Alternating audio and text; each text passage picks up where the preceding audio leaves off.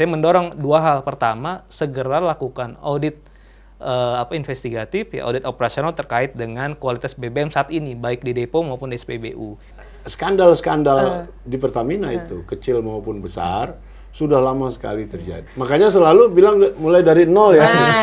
Kan kalau orang yang jujur benar kan nggak perlu ada penegasan itu sebetulnya. It goes without saying kan. Kecewaan udah mulai memuncak baru dilakukan. Udah dibereskan gitu kan. Besar kemungkinan memang bukan BBM dari hasil oplosan tadi. Satu-satunya yang mungkin bisa menyelamatkan Pertamina adalah modus lama pemain baru atau modus lama pemain lama juga.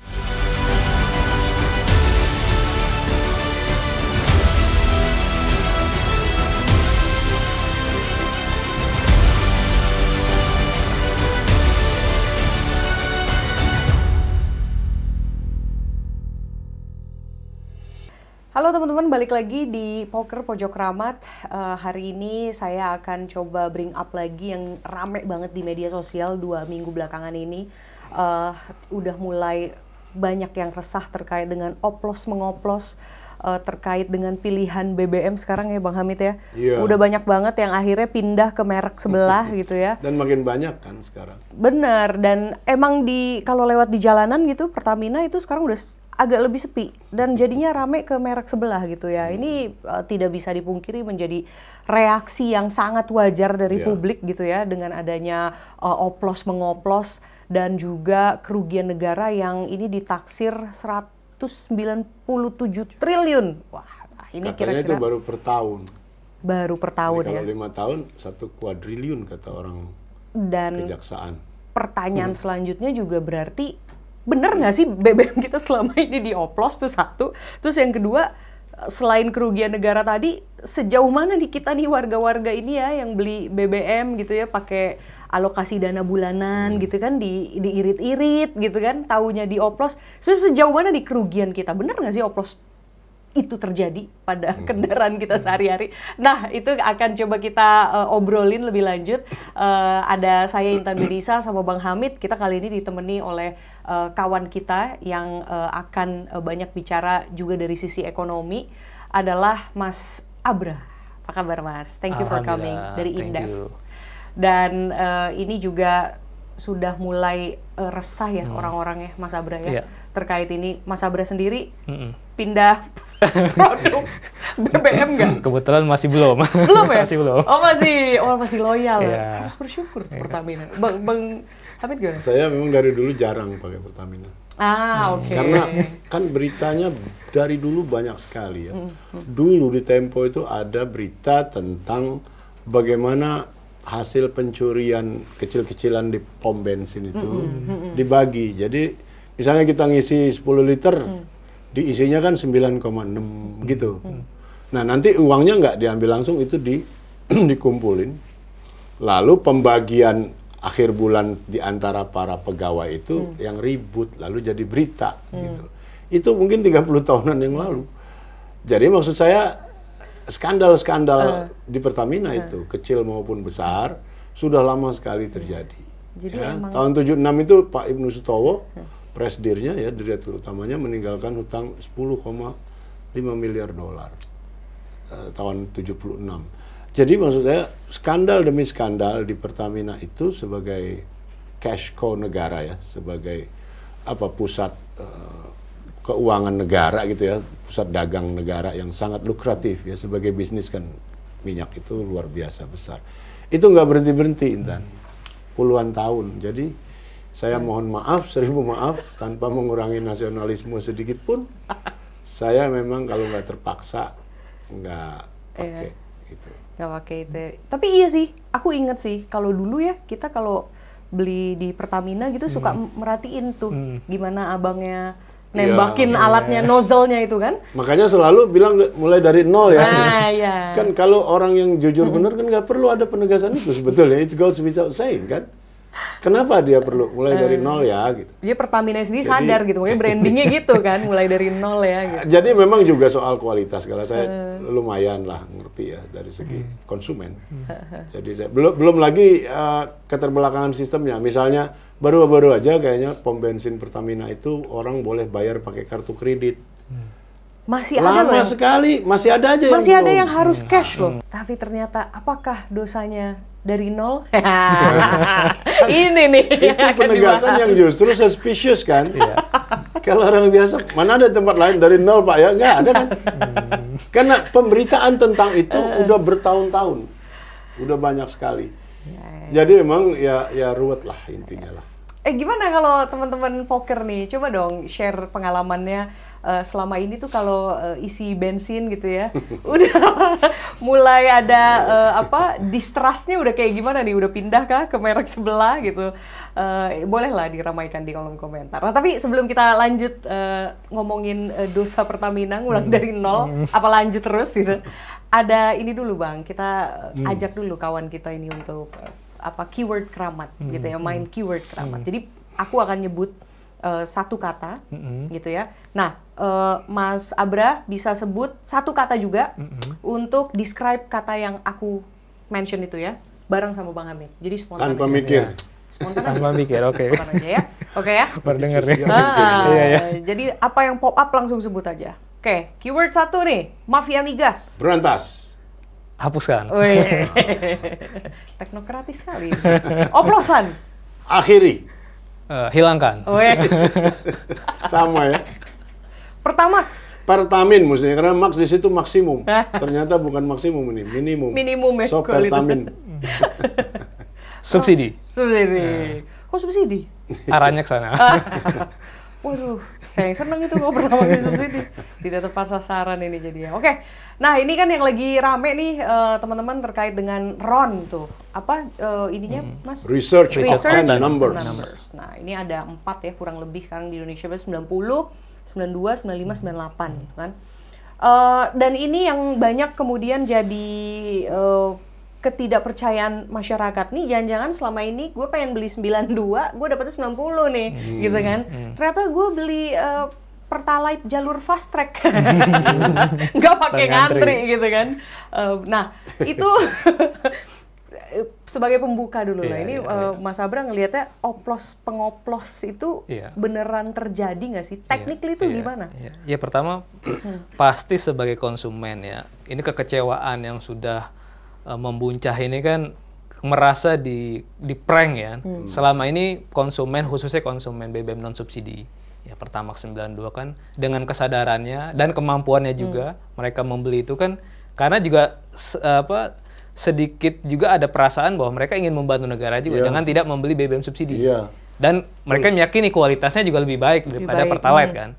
Tetapi ketika ada dugaan terjadinya oplosan di mana BBM RON 92 yang mereka beli itu adalah Pertalite, yaitu pasti akan menciptakan distrust. Nah, tapi persoalan teknis, apakah memungkinkan ya Pertamina menjual Pertamax tapi isinya Pertalite? Nah, ini memang tentu nanti kalau kondisi sekarang pasti ya dari sisi Pertamina pasti akan mengklaim bahwa BBM yang dijual sudah sesuai kualitasnya, sesuai dengan spesifikasi. Tapi kan yang menjadi persoalan adalah BBM yang dijual dalam periode kasus ini 2018 sampai 2023. Ya. Nah, makanya memang dari awal kasus ini mencuat, saya mendorong dua hal. Pertama, segera lakukan audit investigatif ya, audit operasional terkait dengan kualitas BBM saat ini baik di depo maupun di SPBU, dilakukan oleh Limigas, BPH Migas dan pihak independen. Tidak bisa cukup ambil random gitu ya. Random. Tapi agak telat action dari Pertamina baru dilakukan kemarin gitu. Jadi ketika sudah bola saljunya udah kekecewaan udah mulai memuncak baru dilakukan. Dan yang kedua adalah buktikan juga BBM yang dijual di 6 tahun periode itu juga adalah spesifikasinya sudah sesuai dan sudah dilakukan pengawasan. Sudah kan pastinya di Lemigas itu ya, lembaga minyak dan gas itu di bawah Ditjen Migas SDM, Kementerian SDM itu juga sudah melakukan uji lab dan mengeluarkan sertifikat. Nah, sertifikat itulah yang harusnya dipublikasikan bahwa dulu pemerintah sudah bertanggung jawab untuk melakukan pengawasan. Jadi ada dua hal pada periode 6 tahun yang lalu. Jadi memang tidak cukup hanya dari hasil uji sampling di saat ini. Ya tentu saja kan udah dibereskan gitu kan. Besar kemungkinan memang bukan BBM dari hasil oplosan tadi. Nah, yang kedua juga ada justifikasi bahwa nggak soal BBM itu di blending atau dioplos. Yang penting BBM yang diterima masyarakat adalah hasilnya sesuai dengan spesifikasi. Jadi ini ada dua konteks nih. Pertama proses penciptaan BBM Pertamax-nya, kedua adalah output ataupun hasilnya. Kalau dari hasil dari uji lab Lemigas memang ini sesuai dengan spesifikasi BBM RON 92. Tapi apakah proses blending itu sesuatu yang sah, sesuatu yang legal secara hukum? Nah itu nanti mungkin di persidangan pasti akan ada argumentasi secara hukum, dan apakah Pertamina Patraniaga sebagai subholding di sektor retail punya kewenangan untuk melakukan blending. Yang selama ini kita tahu blending ini kan otoritasnya ada di perusahaan subholding Kilang Pertamina Indonesia. Dan proses blending itu kan sebenarnya ada cost tambahan ya, Mas Abra ya. Artinya kenapa nggak dibuat transparan aja? Apalagi ini ada implikasi biaya di situ.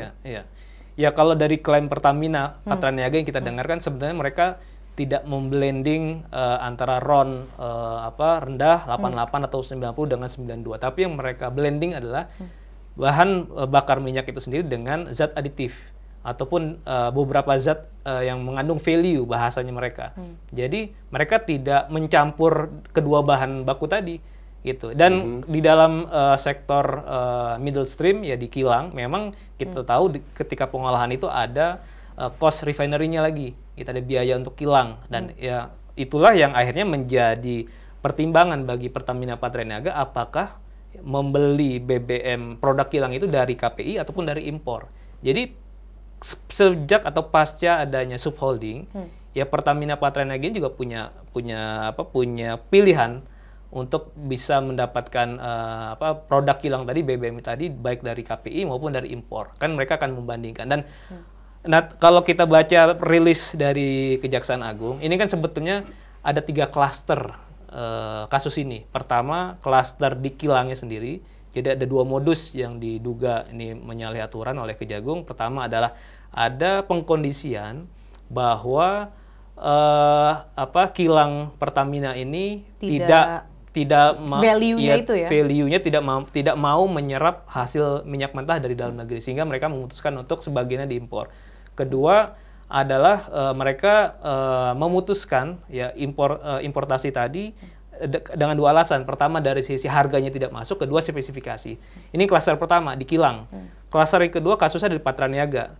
Mereka melakukan pengadaan BBM hasil produk kilang yang tadi atau mereka mengimpor Pertalite RON 90 tapi menggunakan harga RON 92 sehingga muncul isu adanya markup harga tadi. Yang ketiga adalah isu korupsi terkait dengan biaya distribusi shipping, yaitu di Pertamina PIS, Pertamina Shipping International. Itu diduga biayanya sekitar 12 sampai 14 dolar per barel. Jadi 3 klaster tadi sebenarnya publik juga tentu masih bercampur aduk nih pikirannya. Ini yang sekarang nih lagi rame kan baru di konteks di Patraniaganya, di blending di depo milik Patraniaga. Milik Patraniaga atau milik swasta yang menjadi partner Patraniaga? Nah, yang sekarang ini muncul kan dari Kejaksaan Agung, mereka memeriksa depo salah satu perusahaan swasta dari vendor di Banten Patraniaga di Cilegon, Banten. Nah, ini kan juga nantinya pasti akan menjadi pertanyaan apakah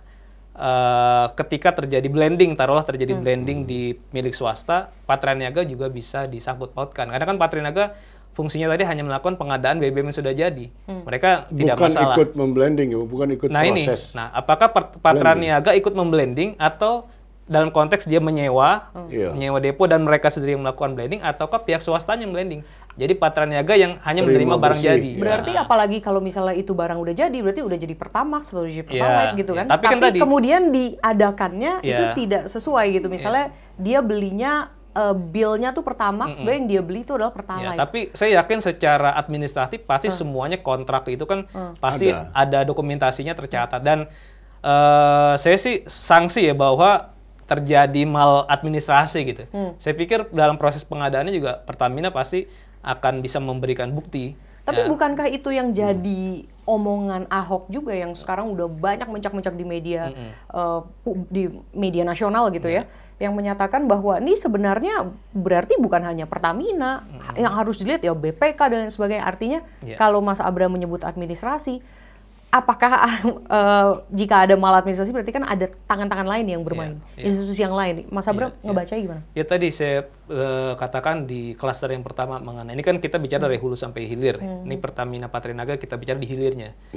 Di hulu dari proses produksi ataupun lifting migas yang saat ini produksinya terus turun sekitar 600.000 barel per hari. Kan ini juga menjadi pertanyaan juga kenapa produksi migas kita di sektor hulu terus menurun. Nah, kedua, ketika produksi menurun, kemudian kan ini produk minyak mentah ini diolah di kilang. Nah, tadi di rilisnya Kejaksaan bahwa ada dugaan pengkondisian di dalam rapat optimasi hilir. Dan itu sebetulnya dilakukan oleh 3 pihak tripartit, yaitu Pertamina Persero, Kilang Pertamina, dan juga Pertamina Patraniaga. Mereka dalam rapat itu pastinya dalam rapat itu ada notulensi, bahkan Pak Ahok sendiri bilang ada rekamannya gitu.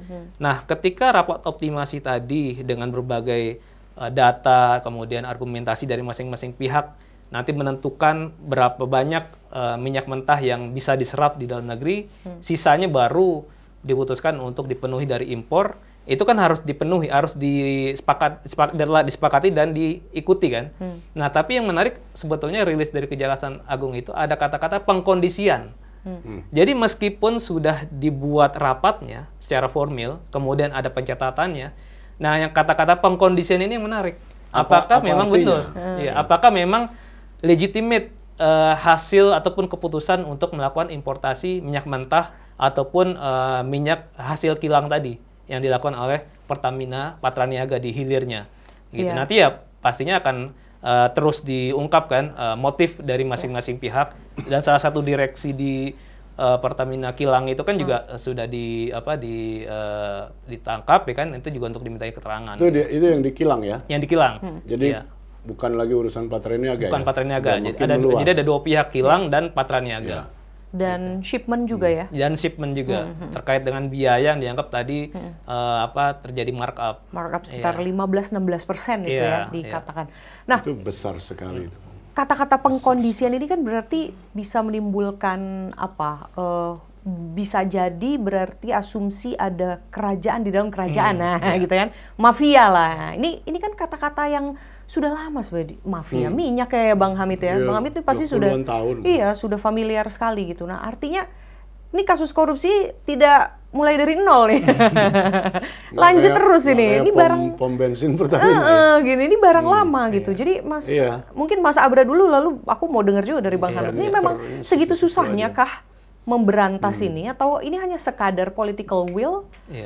Ya kalau kita coba tafsirkan kata pengkondisian ini kan tinggal kita coba membaca apakah keputusan itu murni hanya dilakukan di level direksi Pertamina Persero dan juga Patraniaga dan Kilang ya, ataukah pengkondisian itu juga sebetulnya hasil dari intervensi pihak-pihak eksternal ya, tadi mungkin bisa dibilang mafia tadi. Ya, mafia ini kan bukan hanya di dalam, pasti di luar juga turut campur dalam mengintervensi kebijakan pengkondisian tadi. Nah, itu kan nanti memang pasti cukup kompleks dan sulit ya untuk bisa membuktikan motif sebuah kebijakan di internal perusahaan itu dibuat ya, sejauh mana pihak-pihak luar mempengaruhi. Nah, ini artinya kan pasti ada faktor-faktor lain yang harus diusut juga keterkaitan dengan pihak-pihak luar. Nah, kemudian yang menarik juga ya, kalau misalkan betul ya, kalaupun betul terjadi pengkondisian, kemudian Pertamina dengan sengaja tadi dalam keputusan itu lebih mengandalkan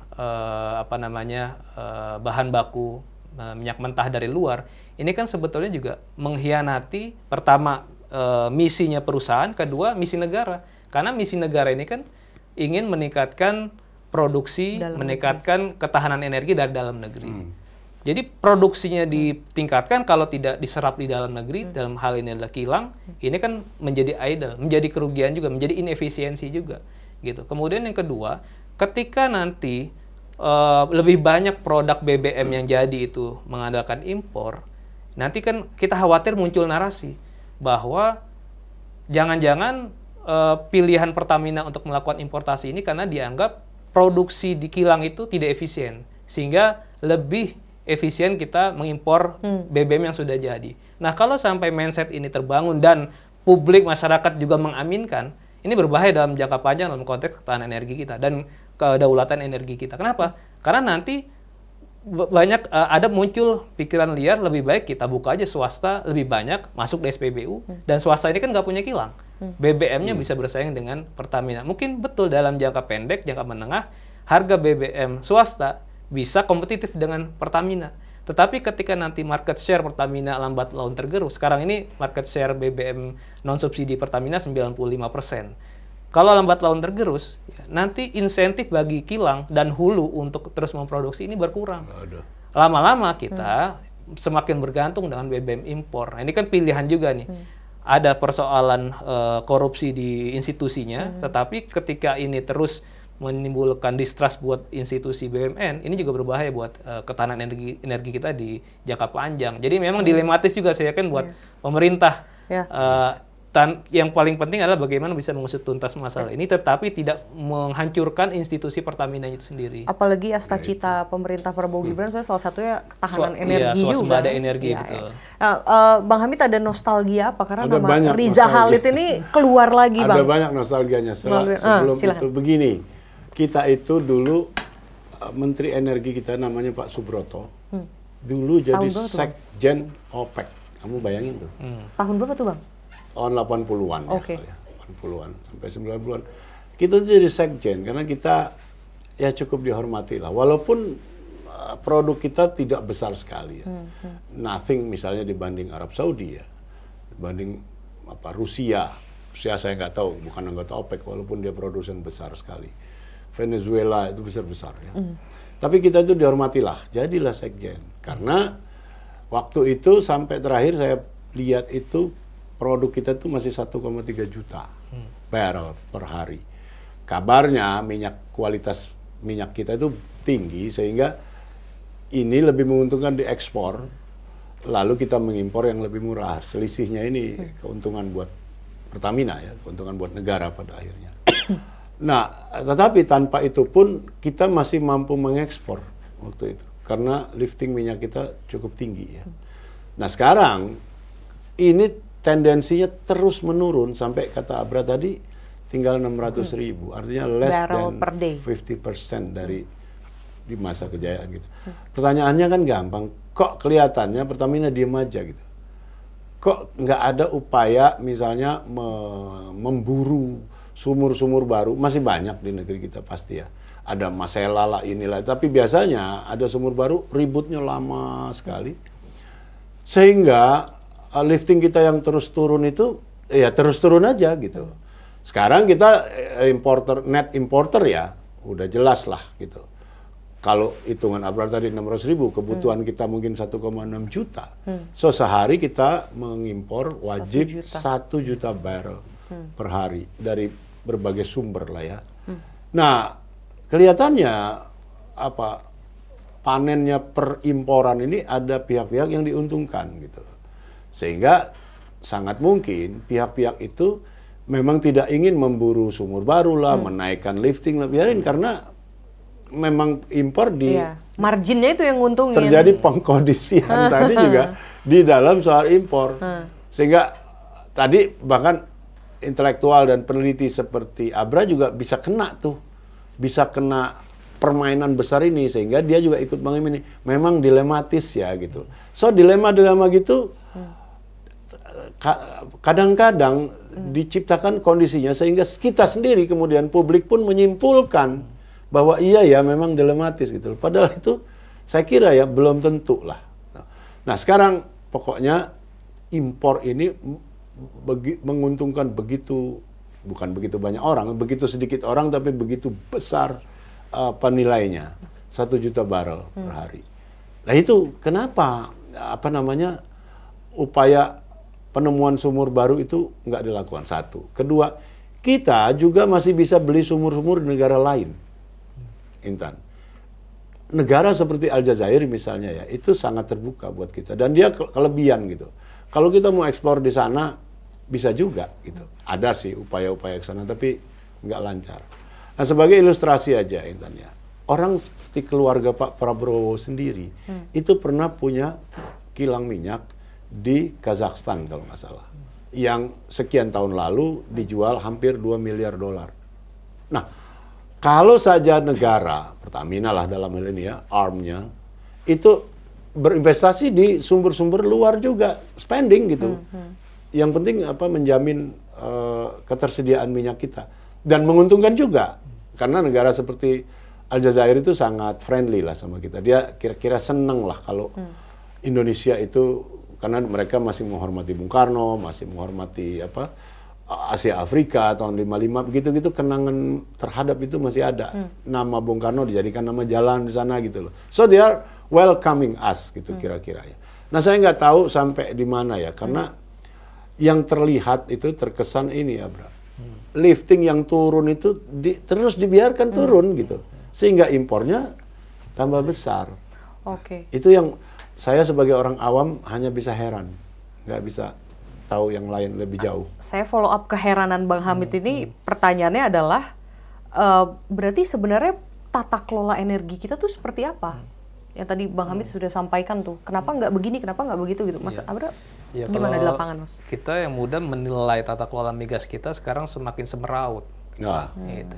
Kenapa? Ini saya hanya mengamini apa yang menjadi kegundahan bahkan mantan Menteri SDM, ya, Pak Sudirman Said, di mana dia sebagai mantan Menteri SDM mengakui bahwa kebijakan untuk mendorong investasi di sektor hulu migas tadi untuk mendorong investor masuk untuk melakukan eksplorasi maupun eksploitasi itu tidak cukup mampu meyakinkan investor. Ya, kenapa? Karena memang nanti di hulunya mungkin berhasil, tapi nanti sampai ke bawahnya bagaimana ada kepastian market di dalam, kemudian adanya seringkali gangguan perubahan kebijakan. Ya kita tahu sama-sama tahu dalam beberapa tahun terakhir perubahan kebijakan dari PSC cost recovery menjadi growth split itu juga menjadi salah satu presiden tidak Gimana baik tuh, juga. Bang? Gimana tuh, Mas, maksudnya? Iya, tadinya kan awalnya kan dalam proses pemberian izin ya untuk pengelolaan di sektor eksplorasi dan eksploitasi, cost recovery, biaya yang telah dikeluarkan oleh K3S itu ditanggung oleh negara. Nanti baru pada hasil akhirnya nanti dibagi ke pemerintah. Tetapi karena itu selama ini juga dianggap menjadi ruang terjadinya fraud, sehingga pemerintah memunculkan skema baru yaitu dengan growth split. Jadi biaya-biaya yang dikeluarkan untuk eksploitasi semuanya ditanggung oleh kontraktor, nanti pemerintah mendapatkan hasilnya. Jadi hasilnya itu atas lifting yang dihasilkan oleh blok tadi. Nah, itu juga masih menimbulkan pro kontra. Bagi investor itu Bagi memberatkan investor ya? keberatan. Yang kedua, misalkan ada presiden ketika pengelolaan blok Masela yang awalnya itu kan sudah dibahas berbelas-belas tahun. Awalnya harusnya di offshore di laut, tapi karena ada perubahan kebijakan ditarik atau dirubah menjadi skemanya onshore di daratan. Itu juga tentu merusak juga iklim investasi di sektor hulu. Makanya kita hanya stagnan, bahkan bisa dikatakan trennya terus decline ke 600.000 barel. Baru bicara di hulu, kita belum bicara di middle stream-nya lagi. Bagaimana middle stream bisa menangkap tadi produksi dari hulu. Nah, saat ini kan kapasitas kilang kita ya itu kurang lebih sekitar 1,1 juta barel per hari. Yang utilisasi ataupun siap terpakai itu sekitar 800.000. Ini kurang tentu dalam konteks kita produksi 600.000. Sedangkan kapasitas kilang untuk yang bisa digunakan hanya 800.000. Artinya kan sisanya impor. Sebetulnya pemerintah melalui Pertamina udah mendorong nih agar kapasitas kilang ini terus meningkat dengan revitalisasi upgrading kilang. Salah satunya di kilang Pertamina di Balikpapan. Dan saat ini setahu saya progresnya sudah 92%. Ditargetkan September 2025 ini bisa 100%. Itu diharapkan bisa meningkatkan kapasitas pengolahan kilang dari 260.000 menjadi 360.000, naik 100.000. Dan beberapa kilang lain yang juga ada skema kerjasama dengan investor swasta. Tapi dengan adanya kasus ini kan pastinya akan menimbulkan distrust juga. Ya kan, mereka semakin tidak yakin untuk mau melakukan kerjasama untuk baik di sektor hulu maupun di middle stream. Jadi ini udah kompleks masalah tata kelola migas kita. Jadi nature koruptif ini nih juga menjadi presiden yang buruk sebenarnya untuk Betul. investor kita ya. Betul. Oke. Ya, karena saya kira semua tahapnya, semua sektornya dalam konteks ini ya, memang membuka peluang korupsi. Gitu ya. Misalnya cost recovery tadi, walaupun sekarang udah diakhiri, tapi itu institusi atau mekanisme cost recovery itu berlangsung puluhan tahun itu, Intan. Apa itu artinya? Gini, kalau saya, mungkin itu sweetener dari pemerintah ya. Kalau saya investor, katakan saya Exxon, katakanlah ya, lalu diundang oleh pemerintah, lu bor dong di kampung gua. Oke, apa pemanis yang lu kasih dari negara, dari pemerintah? Nih, saya kasih tax holiday ini, dari terus cost recovery. Artinya, oke, apa saja keperluan saya sebagai investor untuk memuncratkan minyak itu dari bawah ke atas, itu harus ditanggung. Ya, kan banyak sekali itu. Bukan hanya bor, tapi misalnya mobil. Termasuk mobil direksinya. Jadi kalau saya mengimpor Rolls Royce, apa segala macam itu, udah bebas bea segala macam dikasih negara, dan nanti dibebankan kepada pemerintah. Apanya namanya, biayanya. Karena itu dimasukkan aja dalam keranjang itu kan. Keranjang kebutuhan pengeboran. Banyak yang ikutan, bukannya semua yang terkait mesin-mesin berat udah pasti kalau itu. Tapi yang perintil-perintilnya ini banyak sekali bisa Intan. Saya beli Rolls Royce 3 buat direksi, buat beli BMW sekian dan sebagainya. Beli traktor sekian, masuk. Bang Hamid dan Bang Abrar, rasanya mudah gitu ya untuk searching aja kasus korupsi Pertamina. Ini pasti banyak sekali di Google kan. Nah, Banyak sekali. ini kan barang lama. Bang Hamid melihat ada tangan kekuasaan yang pasti bermain nggak sih di situ? Saya duga keras begitu. Karena gini ya. Kita harus lihat dulu skala gigantiknya isu ini ya. Coba 1 juta barel per hari loh. Setiap hari. So 30 juta barel. Itu kalau orang untung $3 saja, ya artinya dia dapat untung $6 juta sehari. Iya. 3 juta dolar satu hari loh. Nah, dengan skala sebesar ini ibaratnya sebuah bau busuk yang semua orang pasti bisa mencium. Nah, yang mencium-mencium ini kalau punya power, sangat mungkin cawe-cawe kan ikut campur. Ada semua bagiannya. Masuk akal nggak orang menduga begitu? Karena ini sesuatu yang tetap harus ada. Bukan sekedar tetap. Wajib karena begini, dengan pahit kita harus akui. Peradaban umat manusia ini masih digerakkan oleh minyak bumi. Sampai sekarang. Ada banyak upaya mencari bahan bakar alternatif dan sebagainya. Begitu semua. Pertama masih sedikit, kedua masih proses, masih cukup panjang lah, masih terus ada mobil listrik segala macam ya. Tapi tetap intinya peradaban umat manusia ini masih digerakkan oleh minyak bumi. Nah, kalau begitu ini barang sampai kapanpun, mungkin sampai sekian ratus tahun ke depan ya, akan terus diperebutkan masih jadi dan valuable. Dan ini yang ingin dapat cipratannya akan banyak sekali. Sekarang kita kembali ke kasus ini. Saya duga dengan skala sebesar ini, ya, dengan angka-angka yang gigantik begitu, Kejaksaan bilang hampir 200 triliun per tahun, belakangan dia susulkan lagi, bahwa itu hanya setahun loh. Jadi Kejaksaan ingin sekali menggarisbawahi betapa besarnya tingkat korupsi ini. Sehingga tadi kalau 5 tahun, 2018 sampai 2023, itu artinya 1 kuadriliun. Ini jangankan yang 1 kuadriliunnya, Intan. Yang angka sekarang aja, yang 193 atau 197 triliun itu, menurut ukuran negara paling kaya pun di bumi ini, itu besar. Anda kalau misalnya di Swiss, negara kaya, ada orang korupsi segitu, itu seluruh negeri akan berbulan-bulan membicarakannya, karena besar sekali nilai itu. Ya, coba kita bandingkan lagi misalnya, supaya makin jelas ya, ada perbandingan misalnya dengan 1MDB di Malaysia sekian tahun lalu. Satu skandal yang kurang lebih sama lah, dia bikin endowment lah ya, sovereign wealth apa-apa. Itu sampai menjatuhkan PM Najib. Berapa nilainya? Yang jadi buku, ada orang menulis buku, jadi film dokumenter, jadi banyak sekali kasus itu. Berapa tuh?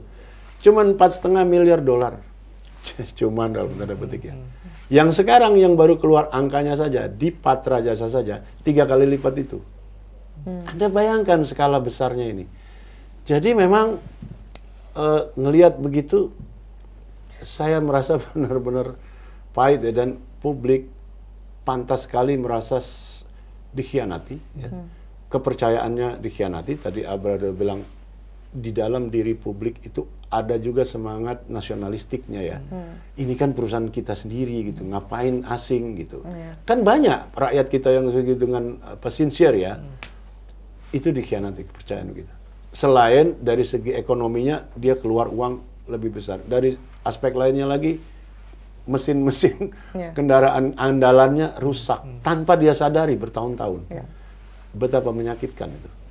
Oke, Mas Abra, kalau dari sisi sebagai ekonom melihatnya seharusnya 9 tersangka, 8 atau 9 sekarang yang sudah menjadi tersangka, mungkin tidak permainannya itu secara logika di luar mereka gitu, nggak mungkin mereka doang gitu. Iya, ya ini kan apalagi kita bicara dimensi waktunya dari 2018. Iya, 5 tahun penuh loh. Kita bicara dari dimensi waktu saja, pasti itu nanti masih ada orang-orang ataupun pejabat yang di periode tersebut yang belum ada di 9 nama tadi. Artinya mereka pastinya nanti juga akan diperiksa. Kemudian baik di level manajemen maupun di level pengawas komisaris, baik persero, baik holding maupun anak perusahaan.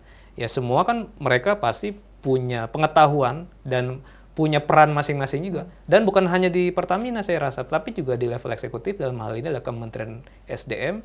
Karena ketika Pertamina ingin melakukan ekspor maupun impor, itu kan juga ada proses ya, persetujuan ataupun pemberitahuan kepada pejabat terkait. Dan yang paling penting juga Kementerian BUMN sebagai pihak yang memang monitoring, ya melakukan pengawasan terhadap kinerja BUMN. Jadi masing-masing punya porsi peran dan tanggung jawabnya sendiri gitu. Artinya logikanya hanya tinggal menunggu waktu. Seharusnya kejaksaan mampu mengusut ini bahkan hingga sampai ke level kementerian tadi, SDM, BUMN.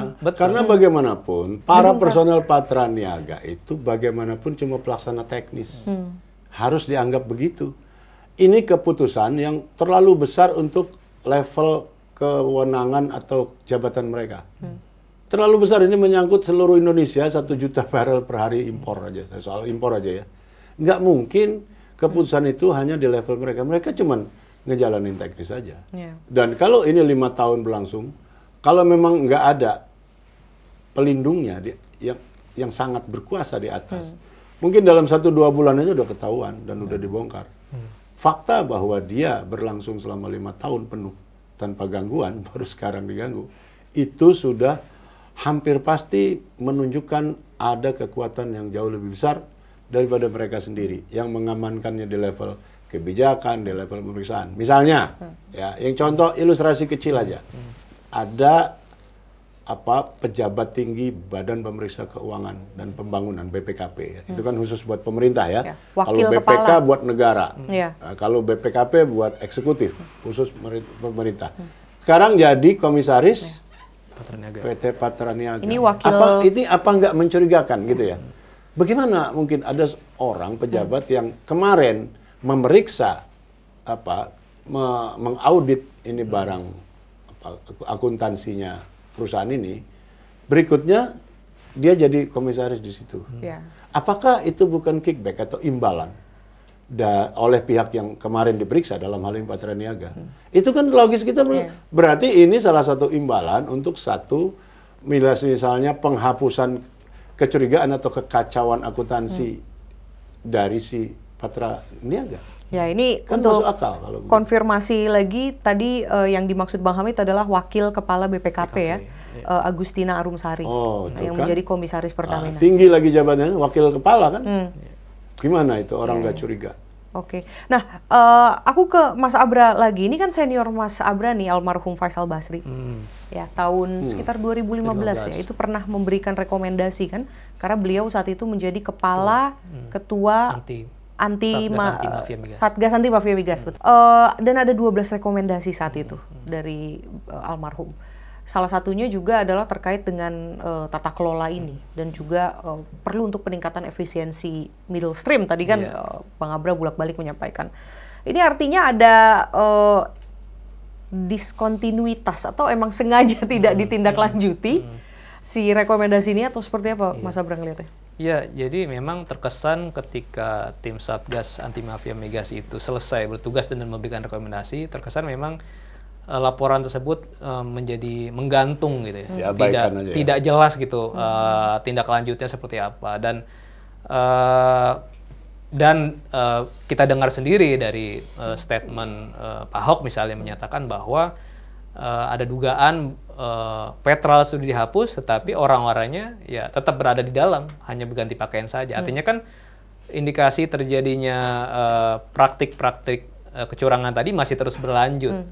Nah, ya yang penting kita bicarakan sekarang ke depan adalah bagaimana proses reform ya tata kelola migas ini baik dari dalam maupun dari pemerintah. Jadi momentum ini harus dimanfaatkan betul, publik harus bisa mengawal, bisa memastikan bahwa ada gebrakan besar yang dilakukan oleh Presiden Prabowo untuk melakukan perbaikan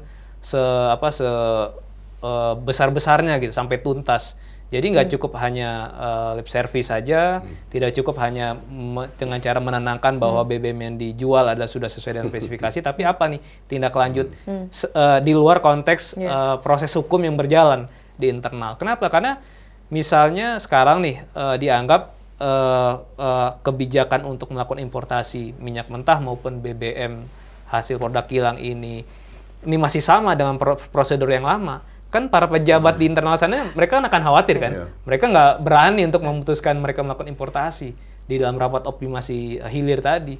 Nah artinya apa? Berarti mungkin dalam proses pengadaannya harus lebih transparan, harus berbeda dibandingkan yang sebelumnya. Dan dorongan untuk melakukan digitalisasi dalam proses procurement, misalkan dengan e-katalog dan sebagainya, itu bisa menjadi salah satu instrumen untuk mendorong transparansi, walaupun itu tidak bisa menjamin 100% ya, terjadi hilangnya praktek koruptif di dalam. Tapi paling tidak itu menjadi salah satu parameter aja bahwa Pertamina memang secara serius ingin mendorong transparansi. Itu memang tidak menjadi tuntutan di tubuh Pertamina ya untuk e-katalog itu? Iya, kalau kita dengar dari statement mantan komisaris utamanya kan diabaikan kan rekomendasinya. Nah itu kan menjadi indikasi kuat bahwa memang status quo itu begitu kuatnya di dan begitu internal. Menguntungkan ya sejumlah orang tertentu kan. Iya. Ini artinya modus lama pemain baru atau modus lama pemain lama juga sebenarnya. Karena ada yang benar yang kedua. Nah, ini ada nama-nama lama. Modifikasinya sedikit aja itu. Keluar lagi kan sebenarnya Riza Khalid misalnya, walaupun yang kena sekarang anaknya gitu kan. Nah ini kan gimana saya kira jam terbangnya belum tinggi loh, belum sanggup lah dia main dalam skala sebesar ini ya tanpa meremehkan intelektualitas dia ya. Saya kira dia tetap di setel gitu ya. Logisnya kan begitulah, masih muda sekali sih, apa itu namanya? Kerry. Si Kerry. Nah, ini penting saya kira. Dan sekarang menurut saya ke depan ini Pertamina benar-benar dipaksa untuk berbenah diri ya, karena saya kira tingkatnya sudah level survival. Ini boykot diam-diam oleh publik ini kan berlangsung sebetulnya ya, sudah jelas sekali. Untuk alasan yang kita mudah mengerti ya tadi ya, dengan dramatis ditipu, dikhianati ya. Cintanya kan dikhianati ini artinya, cinta publik kepada Pertamina ini. Nah kalau ini berlanjut, saya kira sekarang pun sampai titik ini pun Pertamina pasti terjadi penurunan penjualan ya di level eceran lah paling nggak ya. Kalau ini berlangsung terus berapa bulan, saya nggak tahu tuh apakah Pertamina masih bisa bertahan ya. Sementara kompetitornya makin banyak sekarang ini. Kompetitor asing ini di luar makin banyak loh, dan kita tidak bisa didorong atau didesak atau dibujuk untuk mengutamakan produk dalam negeri atau perusahaan. Nggak mungkin, karena nggak rasional. Udah harganya nggak murah, kualitasnya kayak begitu. Jadi nggak mungkin imbauan nasionalistik itu diandalkan. Satu-satunya yang mungkin bisa menyelamatkan Pertamina adalah memperbaiki diri secara sungguh-sungguh dan progresnya ditunjukin kepada publik gitu. Kalau perlu per minggu ini yang dilakukan pemerintah gitu. Kalau perlu per hari, ini memang kerja public relation besar-besaran juga ya, tapi public relation dalam arti positif ya, bukan segera public relation untuk pencitraan, tapi sungguh-sungguh tadi digital procurement mulai, dan itu harus dilaporkan terus kepada publik sesering mungkin sampai kelihatan. Kalau enggak, menurut saya prospeknya cukup suram buat Pertamina. Tapi ini ada politik at stake juga nih Bang, sepertinya gitu ya. Kalau yang tadi sudah bolak-balik kita diskusikan gitu kan, misalnya ada tangan-tangan kekuasaan dan lain sebagainya gitu. Udah adalah beberapa di media sudah dicantumkan bahwa nama yang tertera seperti Riza Khalid itu juga mendukung siapa saat pilpres misalnya gitu. Itu kan sudah keluar juga di publik. Nah ini kan berarti ada bukan hanya soal bisa atau tidak, tapi ini kan juga ada political will gitu. Nah ini gimana menurut Mas Abra? Saya pikir, saya membacanya begini. Kalau dari saya mencoba memahami suasana batin Presiden sekarang ini kan ingin mengoptimalkan sumber daya anggaran ini kan supaya lebih optimal dengan efisiensi di konteks kebijakan kementerian lembaga. Nah dalam konteks BUMN, dalam konteks sektor obligasi ini, kalau Presiden di-fit dengan betul ya, diberikan masukan secara betul bahwa reformasi tata kelola migas di Pertamina ini akan menguntungkan buat negara dari sisi fiskal, itu pasti saya yakin pasti akan secara sungguh-sungguh mendorong APH untuk melakukan penuntasan kasus ini. Kenapa? Karena kan ini kan adanya praktek ini menimbulkan inefisiensi yang ditanggung oleh negara berupa subsidi maupun kompensasi yang membebani APBN. Kedua, inefisiensi yang ditanggung oleh konsumen, daya beli mereka tergerus, seharusnya bisa dialokasikan untuk konsumsi yang lain. Nah, dengan adanya momentum ini, dengan adanya tadi proses transparansi, dengan adanya e-procurement, ini kan diharapkan mendorong efisiensi, mendorong biaya produksi yang semakin efisien, sehingga nanti harga jual di masyarakat juga semakin rendah dan bisa lebih kompetitif. Nah, pada gilirannya apa? Fiskal kita juga akan lebih sehat, baik dalam jangka pendek maupun jangka panjang. Kemudian kita bicara nanti efisiensi di sisi hulu dan di sisi middle stream juga. Nah, ini akan searah dengan visi asal cita Presiden terkait dengan swasembada energi. Jadi, saya pikir ini kaitannya sangat banyak. Efisiensi seperti apa, Mas Abra? Ya, efisiensi kalau misalkan tadi kan diduga terjadi markup, kemudian diduga terjadi kong kali kong pengkondisian yang harusnya bisa menyerap bahan baku minyak mentah dari dalam tetapi lebih memilih impor, itu kan juga ada potensi penghematan keuangan negara. Penghematan dari sisi tadi untuk biaya kompensasi. Karena dari kerugian 193,7 triliun itu ada 5 komponen, yaitu biaya pengadaan BBM dan juga nilai untuk kompensasi dan subsidi. Yang paling besar justru kompensasi. Dari hitungan saya itu dalam periode 6 tahun 2018 sampai 2023 itu total alokasi kompensasi BBM itu sekitar 520-an triliun. Memang sangat besar sekali dan ini potensi membengkaknya masih sangat besar. Kenapa? Karena adanya fenomena masyarakat tidak percaya membeli BBM non subsidi sehingga dikhawatirkan nanti akan shifting ke BBM subsidi, itu Pertalite. Jadi ada dua resiko nih yang harus dihadapi oleh pemerintah. Pertama, konsumen migrasi ke SPBU swasta. Yang kedua, bagi konsumen yang kelas menengah bawah yang memang nggak ada pilihan selain beli di Pertamina, yaitu mereka akan shifting ke Pertalite. Nah, kalau Pertalite nanti kuotanya semakin membesar, pertama bisa terjadi over kuota, kedua biaya kompensasi subsidi BBM kita akan lebih tinggi lagi. Sekarang ini kuota untuk Pertalite 32 juta kiloliter. Tadinya dalam 5 tahun sebelumnya itu masih di level 20 sampai 21 juta kiloliter. Jadi tiap tahun terus meningkat. Jadi pangsa penjualan BBM-nya Pertamina ini 80% ini Pertalite. Jadi yang non subsidi hanya 20%. Bisa dibayangkan kalau semua orang nanti balik lagi ke Pertalite. Sedangkan kita tahu pertama tadi itu kompensasi, kedua mungkin bagi Pertamina margin keuntungan yang diperoleh dari penjualan Pertalite juga nggak sebesar dibandingkan yang non subsidi. Jadi pada akhirnya akan menggerus pendapatan Pertamina juga di sisi hilirnya. Nah, itu gitu. Maksud saya. Ini soal survival akhirnya. Dan memang ya seperti berulang kali disebut oleh Prof. Mahfud sekarang ini sudah sekian tahun ini seluruh teori tentang pemberantasan korupsi sudah dikerahkan. Ya, sudah dilakukan. Tetapi semua tumpul. Jadi harapan satu-satunya kata Pak Mahfud tinggal pada Presiden Prabowo. Karena kita teorinya kita kan sudah ngerti semua, dari sudut ekonomi kita tahu, ya, dari sudut hukum kita tahu. Tapi semuanya nggak ada yang mempan. Dan ini jelas sekali satu demonstrasi yang luar biasa kasus. Dan kita belum tahu apakah skandal seperti di Patra Niaga ini yang terakhir, pasti tidak. Belum apa-apa sudah lagi ada di sawit, ya. Ada yang nyebut 300 triliun dan sebagainya. Sebelumnya ada di timah, dalam waktu yang dekat loh. Sebelumnya ada di internal departemen Kementerian Keuangan, 400-an triliun. Kita dijejali oleh angka-angka yang fantastis soal korupsi. Yang sekali lagi, menurut ukuran negara paling kaya pun di dunia ini, itu angka yang luar biasa besar. Oke, ya kita bungkus saja poker kali ini sebenarnya dengan sebuah pertanyaan bersama juga ya, sejauh mana kira-kira pemerintah dalam hal ini adalah Pak Prabowo khususnya sebagai presiden ini benar-benar memiliki keberanian dan komitmen untuk benar-benar memberantas ini. Apalagi beliau di statement terakhirnya udah mengatakan sedang diurus. Kita pokoknya untuk kepentingan rakyat. Nah itu kita tunggu buktinya saja. Kalau gitu, thank you. Kita bungkus poker kali ini. Jangan lupa ramaikan kolom komentar. Nanti kita jumpa di poker berikutnya. Thank you ya. Thank you juga Mas Abra. Thank you, Thank you Bang Hamid.